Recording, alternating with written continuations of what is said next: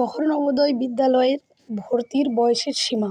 আবেদনকারী ছাত্রছাত্রীর জন্ম তারিখ নির্দিষ্ট সময়সীমার মধ্যে হতে হবে। এই সময়সীমা হল 1 মে 2015 থেকে 31 জুলাই 2017। উল্লিখিত এই 2 তারিখই এবং সম্পূর্ণভাবে গ্রহণযোগ্য বা অন্তর্ভুক্ত। এই সময়সীমার আগে বা পরে জন্মগ্রহণ করলে আবেদন করা যাবে না।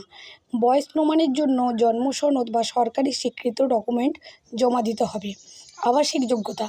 আবেদনকারীকে অবশ্যই নির্দিষ্ট একটি জেলার স্থায়ী বাসিন্দা হতে হবে।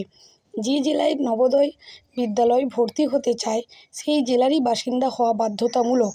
অন্য জেলার প্রার্থী ওই জেলায় নবোদয় বিদ্যালয়ে আবেদন করতে পারবে না। আবাসিক প্রমাণ হিসাবে রেশন কার্ড, আধার কার্ড বা অন্য কোনো সরকারি ঠিকানার প্রমাণপত্র জমা দিতে হতে পারে।